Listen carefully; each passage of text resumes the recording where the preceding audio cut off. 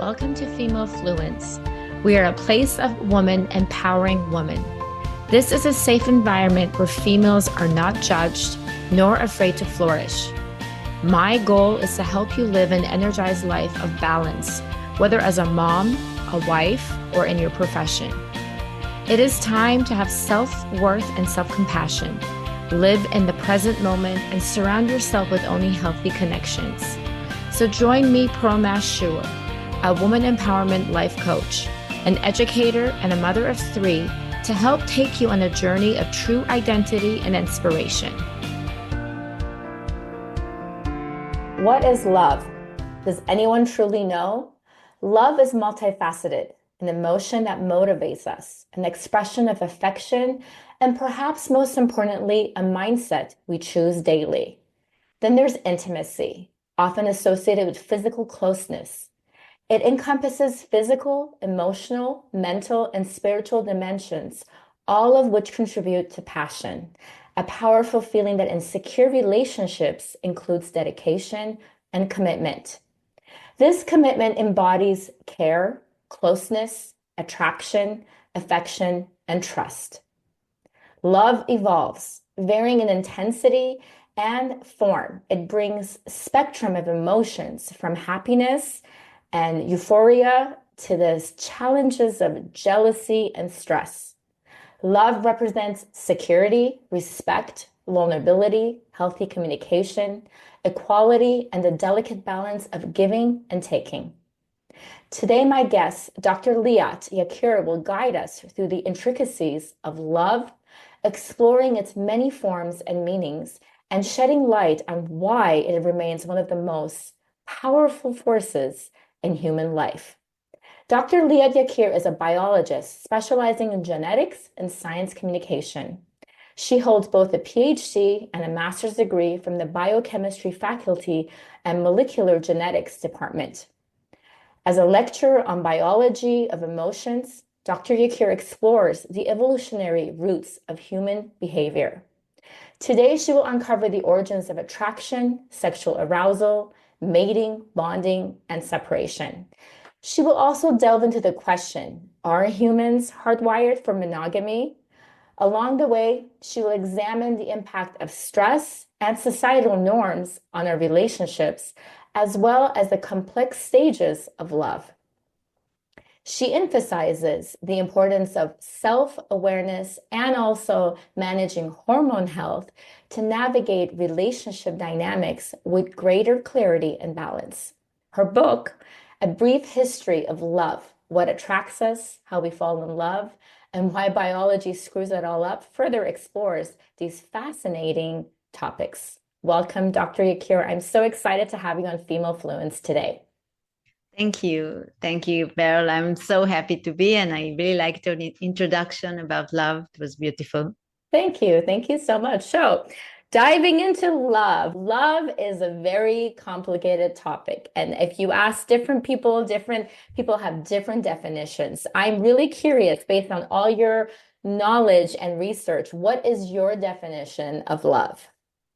Okay, so I see the world through the lenses of biology. So for me, love is an emotion that is rooted in the hormones, the love hormones that are secreted while we make gestures of love and when we bond with each other. So mainly it's oxytocin, the love hormone, but there are other hormones that participate in this beautiful emotion and our ability to bond. We are wired for oxytocin. We are wired for love. We need love in order to relax our stress response, our stress system. Love makes us more calm and gives us energy.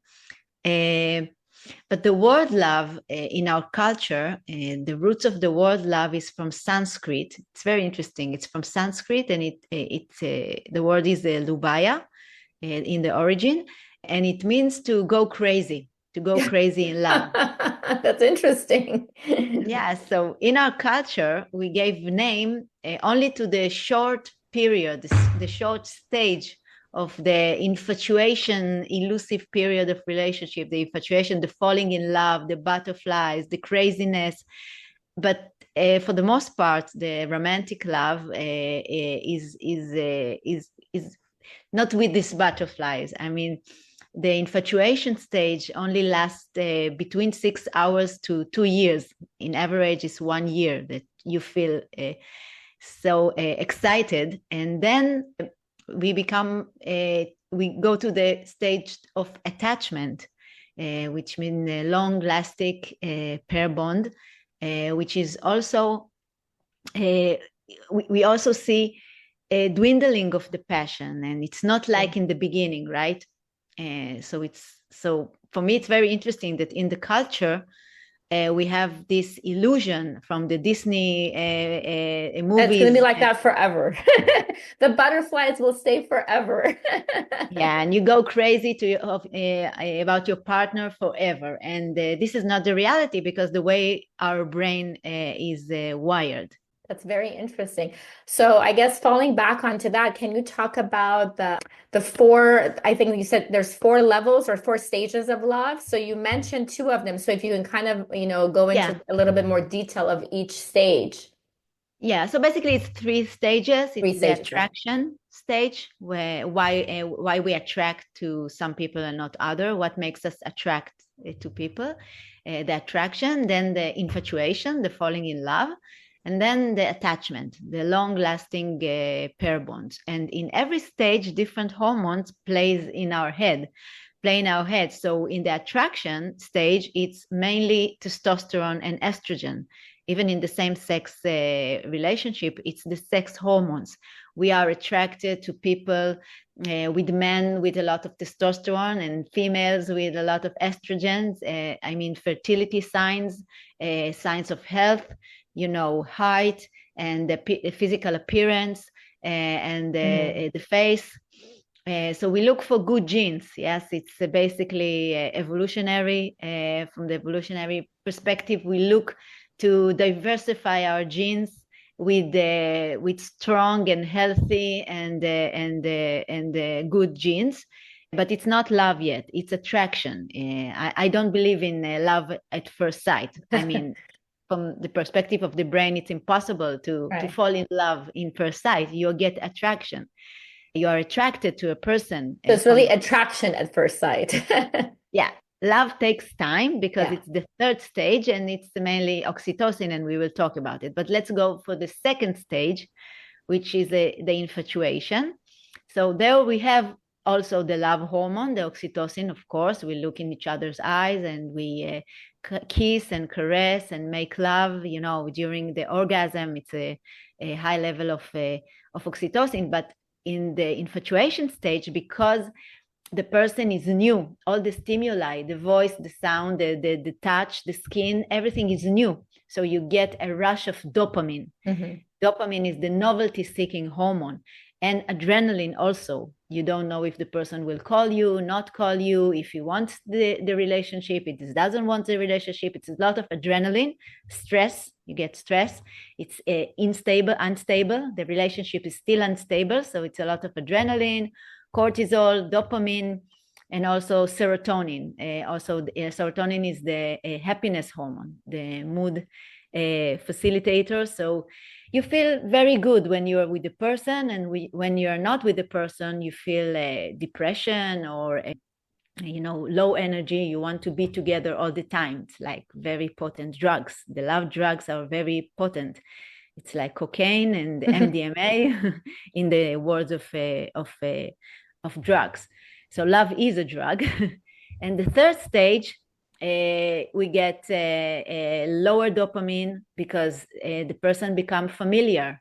Like after 1 year, 2 years, 3 years, 4 years, you get the familiarity and the stable relationship. And you can predict when the person will call you, or what he will say, or how you will fight, and how you will have sex. The sex protocol, everything is very predictable. And we like stability and predictability. It's good for our psychologically. It's good for us. But we don't have anymore the butterflies, the dopamine, the serotonin in high levels, and the adrenaline. So we don't have the butterfly anymore, but we have friendship. Security, right? The comfort level. Exactly, Yeah. security, exactly. So these are the three stages, and the hardest part is, of course, from the infatuation to the attachment. I mean, to get Get used. there, right? To get to that. So would you say, Dr. Yakir, a lot of times when people have, infidelity in their marriages, is it because of the concept that they think that they're supposed to stay in that butterfly stage forever, and all of a sudden they have fallen maybe in the attachment, probably not so well in the attachment if they're able to, kind of cheat on their partner, but they're missing out on that, so they think that's how it's supposed to be, so they kind of go off and wander. Is that what you would assume? Cheating, the cheating wiring, we have also cheating wiring in our brain. It's called the Coolidge effect. I wrote about it in the book, the Coolidge effect, the cheating effect. Basically, it's called scientifically the sexual satiety effect. When the sexual stimuli is familiar, less dopamine is secreted. So it takes more time to get to orgasm, and it's you don't feel the passion that you felt in the beginning when the person was novel and you didn't know anything, and for the first time, the first kiss, the first touch, the first intercourse was released more dopamine than in the 20th, 30th, and 50th time. So the Coolidge effect is basically a mechanism of tolerance. Over time, our nervous system becomes tolerant to the same familiar person. And at that stage, it's very ancient wiring in our brain. It's common in the non-monogamous creatures, in the polygamist creatures. We have this effect, so it makes us more of the non-monogamous, not exactly monogamous creatures, because we have this sexual satiety effect. So in response to familiar signal, and it's a novelty seeking wiring. So it makes us want or be attracted to different person, to, an alpha male or an alpha female in our work or in a party or wherever we meet them. It makes us watch porn, especially men, but also women, and fantasize about another person, even though we want the stability and security of the attachment, but still in our brain, we think about another person. It makes us more sexually aroused. But my message is that it's perfectly natural. It's part of our biology. We need to release the feeling of shame. I don't mean to cheat on each other, of course, but still to understand the wiring of our brain. And if we understand it, we need to do things in a long-term relationship that will maintain this dopamine in the relationship. Right. Question is how. That is the magic, right? Keeping that magic in the relationship. Very true. This is very interesting. So much science and, with the hormones and the genes involved in a relationship and love. I'm fascinated by it all. Now, how about going into some mating behaviors are actually an interesting part of the biological process, right? We've talked about, like in the animal kingdom, many animals use vivid colors and different tactics to attract a mate. And as humans, we tend to do the same thing, right? We put on our best self when we originally, at the beginning stages of dating. So this raises an interesting question. How does monogamy fit into this picture? Can you explore how it manifests in both mammals and humans? And do animals actually stay in monogamy? Yeah. So in the animal kingdom, it's very rare. In mammals, it's like 3%. And also most of the monogamous creatures that we know, like penguins, and also in mammals, some species, they are not together forever. Okay, so there are approximately, of course, they didn't check them all, but approximately 12 species that are sexual monogamous, that they stay loyal to each other, forever, until researchers check, but But most of the monogamous creatures are serial monogamists, and we can put ourselves also in this category, or in this category of serial monogamist, or like one at a time. In the animal kingdom, they stay together for the reproduction period. Mm-hmm. I mean, until the babies go from the nest, and then they go to another, like they divorce and go with another partner. Of course, from a biological perspective, from evolutionary perspective, monogamy is not good for the genes. It doesn't have a evolutionary advantage. Right. The genes are, wiring our brain to diversify and makes them, increase the odds that they will stay here forever. And for this, diversification is the name of the game. So we have serial monogamists, but most of the mammalian, 97%, are polygamists. Like the males are fighting each other, competing with each other, and the females don't want any males. They want the best. They want the prettiest, the fastest. Is that why they usually go after like the alpha male? Yeah. Usually they go for the alpha male, also in apes, and also they are closest to us, but also in most of the mammalian kingdom, females don't want the losers or the ones that don't get enough resources and they are not strong enough, big enough, beautiful. The alpha male, they want the alpha male. And when you ask, okay, how is it in human? So there are some surveys in Tinder, for example, that says, I don't know exactly the numbers, but it's approximately 10% of men gets 90% of messages from women.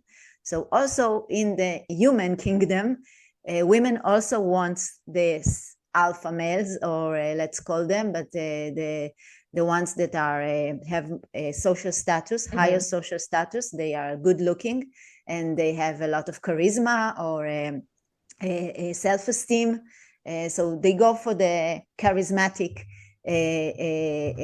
guys with the resources. It's important for women usually to check the social status of the man, and even if he's young, they want to see if he have ambitions, to be something in his life, and not to.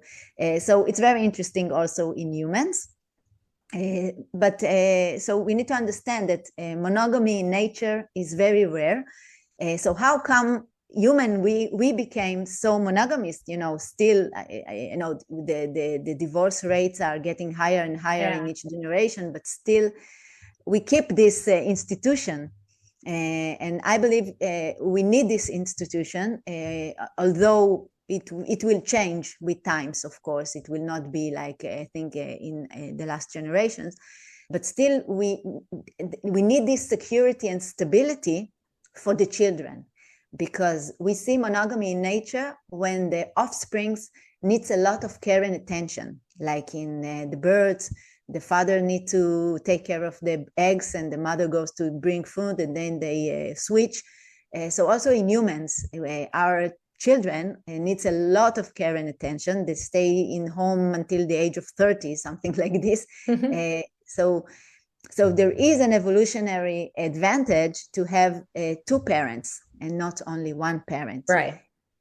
So this there is a controversy between scientists if the humans are monogamous or not monogamous. But the monogamous, the scientists that attend to this side say that our offsprings needs a lot of care and attention. So monogamy has evolutionary advantage to humans. But still also we have culture and the religion and the powers, the alpha males of the human race that also spread monogamy. The Romans mainly. Oh yeah, that's what I was going to ask you. So how did, like, considering all of this, I mean, that we have today, how do you think society evolved to embrace monogamy like it has today, like the history behind this standard way of life? Yeah, so historically, monogamy is here around 1,500 years only. We have polygamy still in Arab and Africa. We see polygamy also. And monogamy we see mainly in the territories of the Romans. The Romans spread monogamy, not in order to spread love. They didn't care about love. They care about power. And when they came to the Middle East and all the areas, and polygamy gave them headache, because in polygamy there is a clan of men, like it's an army. When men have a lot of children, from different women, it's like a small army, and it did a lot of problems to the central authority of the Romans. So they prohibited polygamy, and they allowed only monogamy. And so to take the man and put him with the one wife, 3 children, and a mortgage and a problem, so he won't make problems for the empire. And then the empire really succeeded. The empire succeeded also through monogamy. Of course, the higher ranked men had many women, especially also the men and women. They had a lot of, infidelity, but still through the church and the religion, they spread the monogamy as the best way to have a family, and the moral, Right. all the norms go to monogamy. So because, from the 70s, religions start to fail, and people don't necessarily live through the rules of religion anymore. It's not like before. Right. So we see this higher rates of divorce, and we see monogamy really in crisis all over the world, the Western world. Yeah. Wow. This is very interesting. So I guess the other question is, you have mentioned before that the person that we choose, like to be the father of our children, our partner of life, is one of the most important decisions we can make, and it really impacts our life. So could you share about why this choice is so important and how it influences us for our life? Yes, it's the number one influencer of the well-being of a person, of one person, the person that with whom he have children with, because this person, even when we divorce, he still impacts our life a lot, because we have children together. Yeah. So we have to take care of our offsprings. So we have to be in touch, and we have to still care for each other. And if we marry a person, or if we bring children with a person that will be very bad to us, we will suffer for the rest of our lives, because children, the care for the children in humans does not finish when they are 15. It lasts throughout life. You still have, Right. Also the grandchildren. So Yes. this person, the man or the women that you choose to be the father or the mother of your children, will impact your happiness forever. So it's very, very important decision. And for me, it's really it's crazy that we take it, so unconsciously. Yeah, I see somebody in a party, or in the Tinder, or, in a dating app, like app that, we have Walt to search for good food for the evening, and also another app to search for the person whom Future husband. yeah, this is crazy, because it's such an important decision. And I always tell that we buy phone, we do comparison, and we buy a phone better than we choose a partner. And I talk from experience. I talk also to myself. Yeah, I wasn't lucky also. I wasn't really had a rational thinking. I didn't know all this knowledge that I know now when I was 20 or Right. even 30. It took me time. So I guess what would you say then in regards to people, because I know like dating apps or relationship shopping, as you call it, are very popular. So how does our brain work when we're trying to connect, like, with the images as we're scrolling through and rating the people on the phone or these apps? I mean, how does that work, right? So we need to understand that our brain has not changed in the last 10,000 years. It didn't evolve. It's still like in the savannah. So the dating apps and a lot of the technology companies really exploit the weaknesses of the human brain, because we have these weaknesses of our emotional brain. It's like the subcortical areas behind our eyes, beneath the cortical area is the emotional brain, the reptile brain.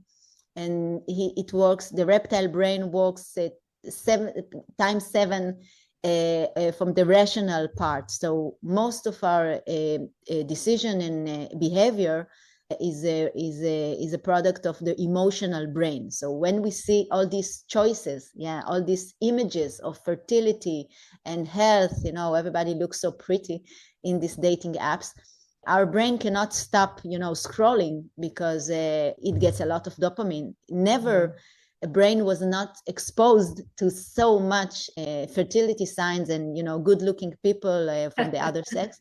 So our brain likes choice very much, because in evolution there is not much choice. So our brain is wired for choice, to have, a variety of options, but it doesn't like to choose.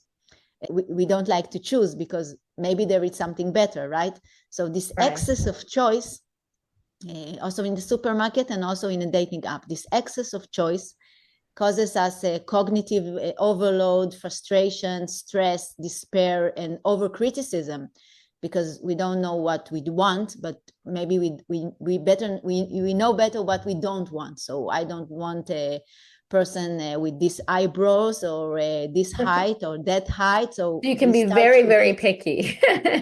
Yeah, so we become very, very over criticism, which leave us alone basically at the end. And everybody lies in the dating apps. Yes. Or they put their best picture, or like a picture from 10 years ago. Yeah, men lie more about their height and about their social status, of course, because that's what women look for. So they lie about it, and women lie more about their how much they weigh, and also their age, because everybody wants a young and fertile and a good looking woman. So we tend to do this, because even it's not even to lie to others, we lie to ourselves all the time. We in our brain, we don't see the image of our current self. We see the best picture of ourselves like when we were young. When you look in the mirror, right, you say, wow, I'm getting old, and you don't want to see that. In my brain, I'm still 30, although I'm 48. So when I put a picture, the best picture I can get, it's like my 30 years old image. For me, it's me. It's really me. It's not the person that I am. So when you go on a date and you have this image of the person that you saw on the dating apps, and maybe you had some conversation, and you have an image, an ideal image in the brain, and then you see the real thing, you automatically get disappointed. And also, this is the wiring of our brain. More dopamine is secreted in the brain when you when you long for something, when you don't have it. And when you have it, it's less dopamine. So in our brain, we always get more excited about the person than we see him really when the date is actually happening. So we get this burst of cortisol, like stress. He's too old. And you too think, young. is it like the anticipation that's like exciting, right? Because you're like excited, you're looking forward to it, you're imagining, you're fantasizing, like, what will he look like? How will the date go? So and then once you arrive, it's like, oh, okay. Exactly. So it's built in to be frustrated. The brain is built to frustration, because in the anticipation stage, you get more dopamine. Like when you plan to go to a party, to a concert, to a restaurant, to a vacation. The vacation is ideal and very interesting in our brain, but and then we get somewhat disappointed. Right. So after a date, this cortisol makes us don't want to go to another date, to fear from another date. Again, I will see a person, and he was in the app, he told about himself this and that, and then I will see it's not. And I don't want to feel this pain again, because every frustration and sadness or a negative emotion is really connected to the pain areas of the brain. We feel pain, and we don't want to feel this pain. So I would say, I don't want to go out anymore. I don't want to be in this dating arena. And really, people get some negative experiences in the dating world. Right. And our brain is not evolved and cannot maintain this amount of emotions. You know, you are like a roller coaster. You get excited, and you wait for somebody to do the match, and then he do the match, and then you start to conversation, and then everything Then you afterwards crash you down. crash. Yeah, the ghosting. Yeah. Even the date was good.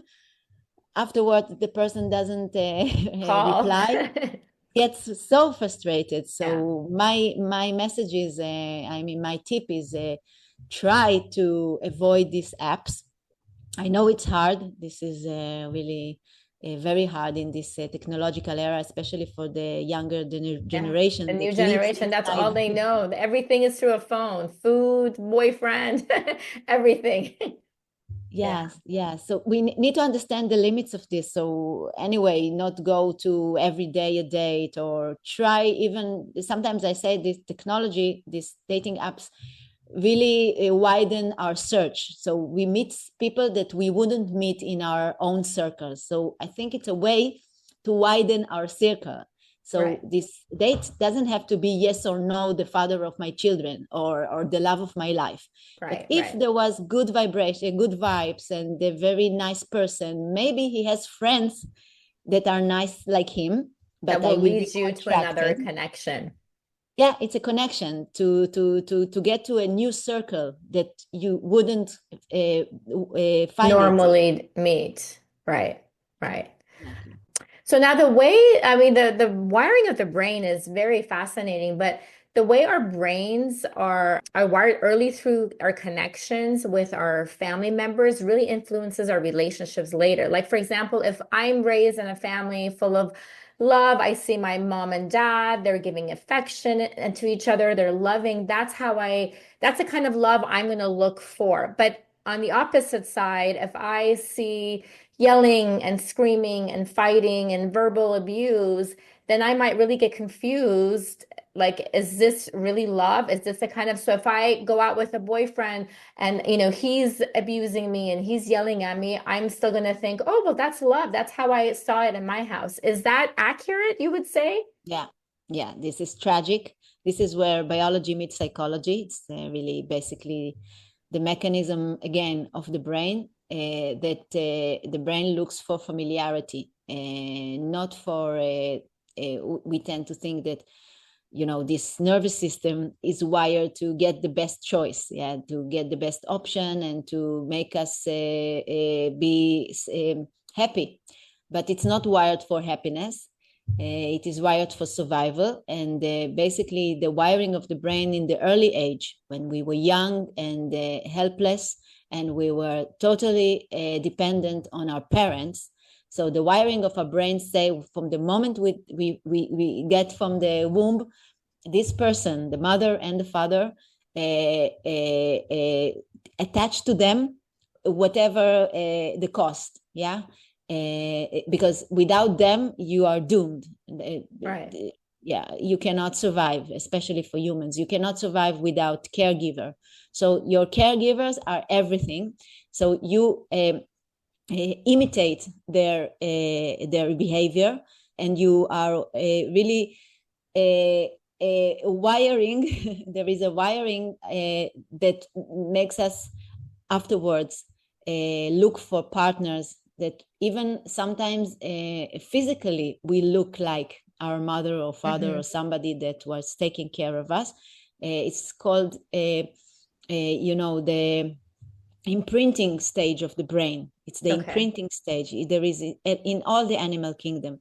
The imprinting stage is a fast learning process in the brain of a newborn that makes us imitate and take the qualities of our parent, and tag them as the best behavior. Yeah, it's not conscious. I as Right, a right. child, I felt that my father was not good to me, or good to me, or my mother, but still Did you Unconsciously, find this like similar relationships late afterwards? That yeah, is you, fascinating. yeah, I we mean, tend, I feel like in any ways, I mean, there's sometimes even when I'm doing something or saying something, whether it's in my husband or my kids, and I catch myself, I'm like, oh, wait, where did I see this before? Oh, this is how, I saw it growing up, or I'm gonna change it. I have to do it. But it's not something you're controlling. It's just like automatic. It's just coming out, and you have to kind of stop and say, okay, wait, that's not the route that I want to go. But that's really, really true. And it's just fascinating how that works. yeah. So our nervous system really learned, wired itself how to feel love and how to feel sadness and how to feel frustration and stress and anger from the nervous system of our parents. I say all the time that a child is a bundle of mirror neurons of the nervous system of their parents, and we are not aware of this. So the attachment theory, the theory in the strongest theory in psychology, that we are looking for models, or the attachment that we maintain to our parents will affect how we will be attached to a other person and how we choose mate. We have the physical So appearance and subconsciously, we're doing that constantly. yes. And in order to change it, we need to be aware of it. We Yeah. need to see this wiring, to see these behaviors, to really analyze what we saw at home and how we bonded with our parents, how our parents bonded with each other, what is love for us, how they spoke to each other, the language of love. You can touch, or you can give presents, or you can do things for the child. I will make you food, I will make everything for you, don't do anything. So what is love for me is very different than what is love for any other person, Right. because nobody lived with my parents or with my family. So it's Very very important true. to look back without accusation or blame, because really we are a familial creature, not necessarily romantic creatures, but a familiar. We are born to families, and we make families, and we are most secure in the frame of family. We are family creature. So we need to analyze the family that we come from, with a lot of empathy and compassion to our parents. Also, they had their own struggles. They didn't do it on purpose, Right. Of to harm us course. And or I mean, I to. feel like as the generations are going on, we do a lot more educating, as far as like we educate ourselves. There's so much available to us as far as books go, podcasts go, a lot of healing books to kind of like learn, or parenting classes that wasn't available for like our parents or grandparents back then. They didn't know better, and they were just kind of doing, and at that point too, they had lots of children with no resources and no education to kind of raise them and survive. So, Exactly, yeah. exactly. So Now, we need Dr. to. Yakir, do you think that we can, for someone who like maybe follows the same pattern and falls in love with the wrong person over and over and over again, do you think we have the ability as humans to kind of work on rewiring our brains so that we can get connected to the right person, the person that's really good for us? Yes, I believe so, definitely. Yes, our brain was wired very early in our life, for the most part, in the nervous system, but still, there is so much power for the conscious brain, the area of the rational thinking. And when we activate them and we stop repeating the same patterns, or we look at the pattern and we start to do, very conscious work of why did I make this choice? What were my needs that I need to fulfill in this relationship? Because in every relationship, there is some needs that we fulfill, because Mhm. otherwise we won't be there. So what made me stay in this relationship or choose? It's accountability. I am accountable. This is my choice. I don't believe in being a victim. Yeah, a victim is to be a victim is really lowering our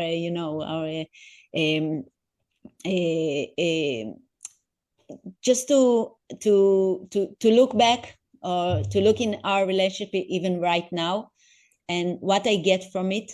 And I'm not a victim of anything, not of my parents and not of my other partners. I chose them. So I need to understand what need they fulfill, and do I need this anymore from them, or can I fulfill this for myself, For like, yourself.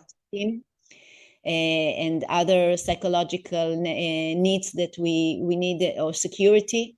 Do I trust myself, or I have to have a man, an alpha male, in order to feel secure, or to feel that somebody care for me? So it needs a lot of work. It So it's a lot requires. of checking in with yourself first. So that goes to my next question, because you've emphasized that self-love and self-fulfillment are the foundation of feeling truly satisfied in a relationship.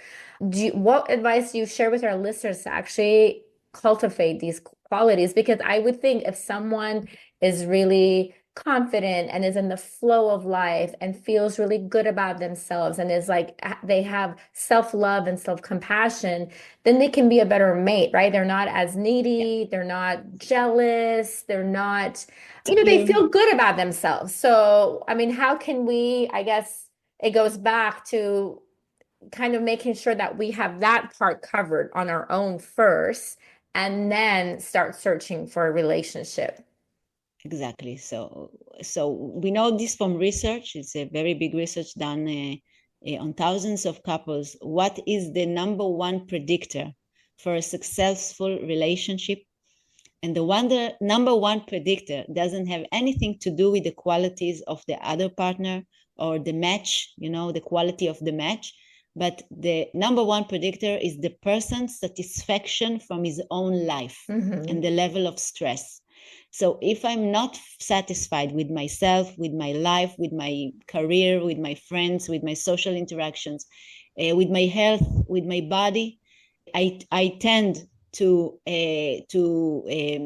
choose people that maybe harm even more Right. my self-esteem, or that I will ruin my relationship, because Sabotage stress it. Yeah.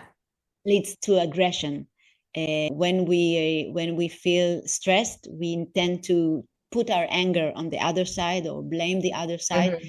Then we ruin our own relationship. So the first thing we need to do before we get into relationship, or even when we are in a relationship that is not satisfying enough, the first thing we need to do is to elevate the satisfaction of ourself, of our with our own life, the level of our Yes. satisfaction with our own life, to lower the levels of stress, to reduce the cortisol, to elevate the serotonin in our life, like physical activity, be in the sunlight, many social interaction. We are oxytocin creatures. We need a lot of social bonds, not only the romantic relationship. And Yes. if we put everything on the romantic relationship, all the oxytocin resource will be only a guy or a girl that I meet. We will, it will harm us in the Yes. long run. Healthy diets, sleeping well, meeting with friends, hobbies, that we will feel fulfilled, mindfulness, relaxation techniques, everything that first to make ourselves a whole person. Right. And then And that's a next. So, listeners, when you're listening right now, really step back, like think about yourself, evaluate what's going on with you. Don't just depend on a relationship or the love of your life to make everything better. That should not be the number one reason for your happiness. You need to be happy within, and then you can share that happiness and love with your partner. I think that's the biggest problem, that a lot of people think that, oh, like once I get married, once I fall in love, once I have a boyfriend, I will be happy. And they're like miserable on a day-to-day basis. But you need to feel good about you first. and this is a vicious cycle, because if I'm not good with myself, and my stress levels and my cortisol levels are Yeah. high, we are not attractive. Because you give The that energy like that, even if you go on a date, that person can feel like, okay, this person is anxious and stressed out and is pessimistic and it's negative. So It's very that's not sad, the, but yeah. stress is not a aphrodisiac. When you see person that is not happy with, we are magnetically attracted to person with a lot of happiness with their life. Right. They are But I vitality. think with anyone, I mean, I think like I love being with friends that have a positive energy. If I go have coffee with someone who's like pessimistic and is just complaining and just anxious and negative about life, that sucks my energy out. So if I think all of us as humans, whether it's with friends or family or a lover, we want to be around that positive energy that just fulfills us and makes us feel good to be with that person. Exactly. Yeah. Exactly. We need to be this person. Yes, we need to be that full energy, positive person. We What will have is our your, bad days. It's okay to yeah, be we all have sad. bad days. I We all have have bad bad days, and days. that's normal. And that's the other thing. I've learned now too to really have self-compassion for myself. If I'm having a bad day or a sad day, or if I want to cry for some reason, or I just feel really stressed out, I don't feel bad about it. I just say, okay, I need to, this is the sign that my body, my brain is telling me that I need to take a time out. I'll go for a walk, or if I need to journal just to release. If I need to cry, I'll cry. And that those are all okay. We're not saying don't do any of that stuff. We all have bad days. But if your bad day is like every day for a very, very long time, then that's when you need to kind of check in and see what's going on. So, what are the scientific prescriptions that you contribute to building a healthy, loving, long-term relationship? Give us the magic, Dr. Yeah. Yakir. Okay. So give us in a, yeah. So the thing is, if we understand that this whole story of love is basically a lot of hormones and chemistry of emotions, so the prescription is to maintain this hormonal balance. That we will have more of this good hormones. So, for example, oxytocin is so important in a relationship. To touch each other, to look in the eyes, especially in this era of the phone, that our eyes are on the phone all the time. For every bad word we told to the partner, we need five words of appreciation, or gesture of oxytocin, to smile to each other, to laugh together, to hold hands, to have empathic conversation, to listen to the partner, not to judge or to give advice, just to listen empathically to the pain or the happy things that happens to our person, to be interested in each other, to caress, to laugh, to make love. Of course, it's very important. Sexual satisfaction, and sexual satisfaction doesn't mean how many sex, how much time you do sex or penetration. We think about sex like penetration. It's to be sexual, to touch, to caress, it's not a competition of orgasms or of penetration. It's just to be skin to skin. Right. This is sex. Do things together, dance, music is so good for our brain, especially dancing to the music. Couples that dance have more oxytocin. Play music, go with friends, couples, and also go with friends alone. It's very important to have a social interaction outside of the marriage. Right. Dopamine, how we maintain dopamine. So to do exciting things, new things, new, to learn something, even if I don't work in this subject or profession, just to sparkle the brain with new Right. things, new exciting things. Also, sports or everything that good for the body and the brain. Break the routine, doing something, sometimes things outside of the routine and outside of what you think about yourself. Just surprise yourself every time. Do things that nobody thinks that you are the person that does these things. Use the erotic engines of the brain, again, break the routine, break taboos sometimes, power struggles or power dominance, everything that Right. arouse us in this to elevate the dopamine. Also do things separately in order to miss each other. In the Jewish tradition, we have the nida, which is 12 days of separation during the menstruation. So to reset the brain, when you don't touch the other person for a long time, you long to be together again. So sometimes to be together, sometimes not to be together, to do things apart. Learn to fight right. It's very important to control the cortisol and adrenaline level during fights, because fights is part of relationship. we said that stress elevates aggression. So usually we fight about things that it doesn't has to do really with the partner, but with Mm-hmm. the levels of the It's the stress. So stress level. we put it on the other person. So it's okay. It's part of life. It's part of our relaxation program of the nervous system to put the anger on somebody else. But the important thing is to reconcile, and to reconcile like 1.5 hours after the fight, not to talk with each other for the whole So not weekend or to sleep on it. day. That's not sometimes because people say, I never go Yeah. to bed angry or and then other people say, no, no, no, I need that time. I need to sleep on it. I'll feel better to talk. Is that like, do you recommend that people sleep on it or they should try to solve it before they fall asleep? If one of the partners cannot sleep, it's in the head why he said to me like this, and he cannot tolerate, the loss of connection, and I cannot sleep.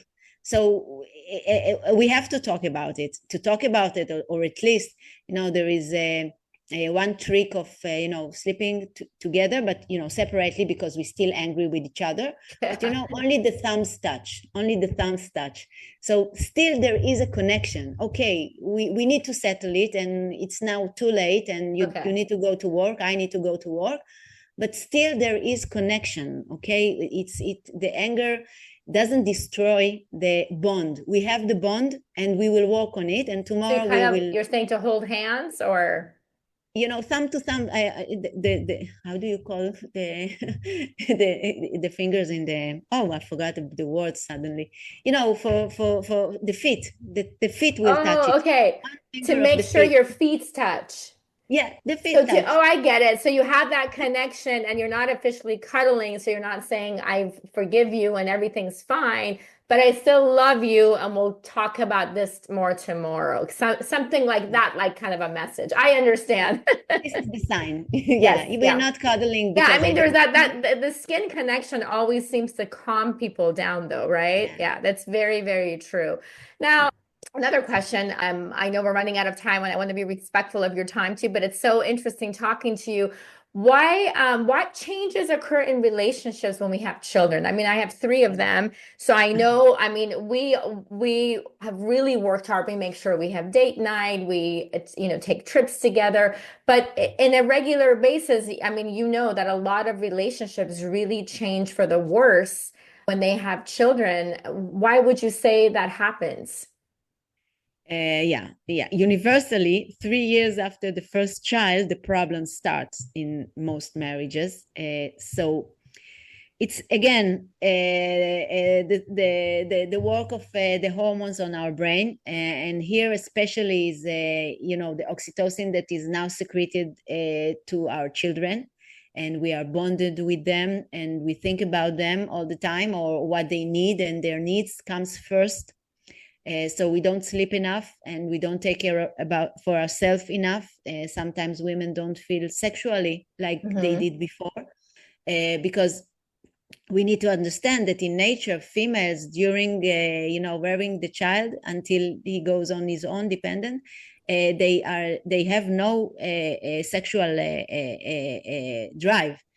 This is also a work of another hormone, prolactin, which is secreted when we are with children, especially with our own children. They do this manipulation, evolutionary manipulation, to make us not think about sex or about the other partner, but to think about them, and only Hmm. about them, and what they need, care for them. And this is very evolutionary advantageous manipulation from their side.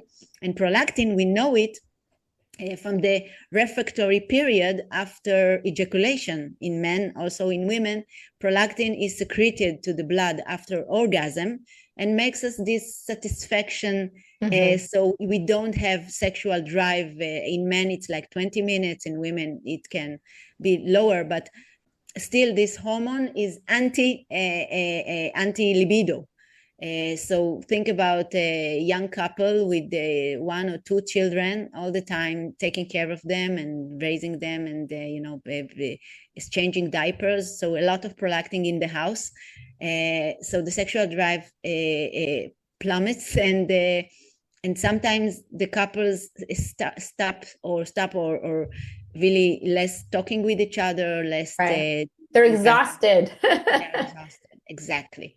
And when you have free time, you just want time for yourself. You don't have now time to listen to what happened to Yeah. him, and you don't have empathy. There is not enough empathy. You had all your empathy for the children, to hold yourself not to harm them because they made you crazy. So you are left with no energy, no oxytocin for the partner. And here we have also the female brain and the male brain. And the women usually, when they are stressed, the libido decline even more. Yeah. Just leave me alone, just want to sleep, and I don't need to think about another child in the house that Yes. has own needs. And then we start this frustration sometimes. And also men, also the libido can also decline during taking care of, again, because of the exhaustion and because of also the stress that is involved.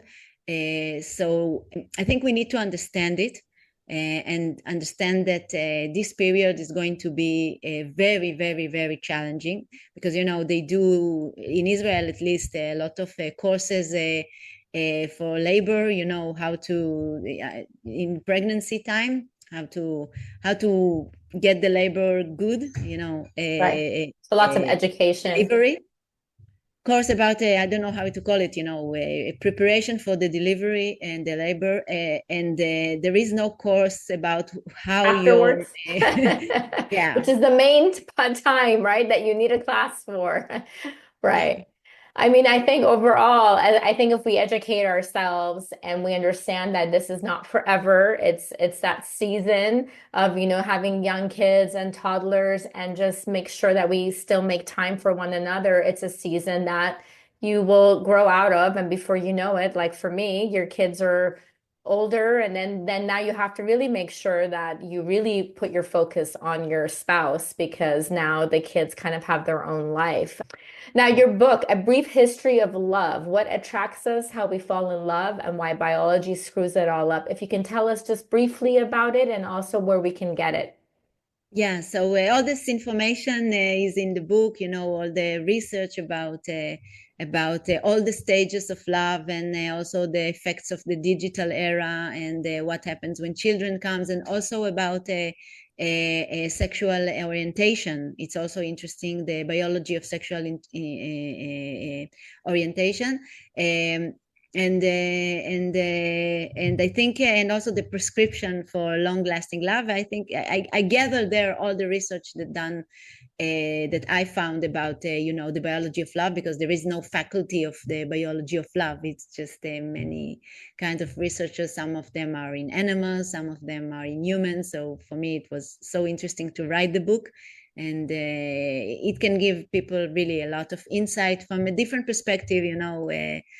From the biology. Yeah, I treat us like, we are basically another animal in the animal kingdom, a very, very sophisticated and smart animal, but still we have this evolutionary roots. So I think it's very important to understand.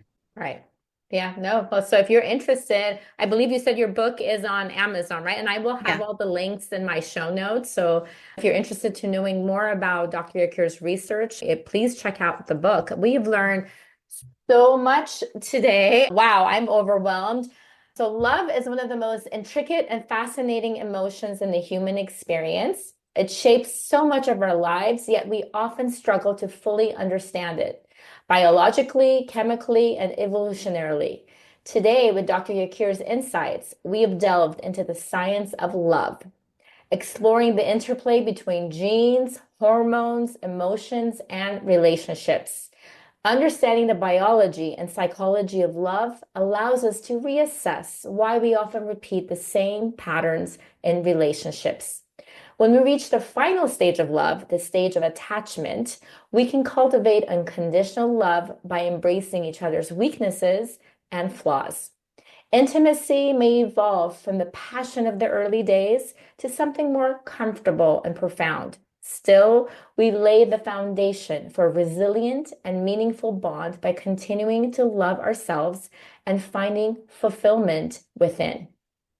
Additionally, there are three key scientific principles for fostering healthy long-term relationships, like Dr. Yakir has talked about today.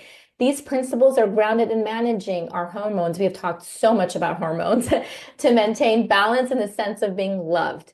Together, these insights provide a powerful framework for understanding and nurturing love in all its complexity. Thank you, Dr. Yakir, for being on Female Fluence today. Is there anything else you would like to share with us? Thank you. Thank you. It was pleasure to meet you. And I wish everybody a life full of oxytocin and love. I love it. Thank you so much. All the links, as I said earlier, will be in my show notes. Thank you so much. Thank you, everyone, for tuning in today to Female Fluence. Together, we can influence and motivate other mind-like females. Your job is to feel alive, be in control, and always be true to your own self. Please don't forget to subscribe so you can continue feeling inspired. All the links and notes from this episode will be posted on my website, femalefluence.com. Don't forget to also follow me at Female Fluence on both Instagram and Facebook. Lastly, if you are in need of a woman empowerment life coach to help you identify the barriers that keep you from living the life you seek, please send an email to info@femalefluence.org. Remember, my friends, don't just exist, but live your life to the fullest. I'm your host, Pearl Mashur. Until we talk next time.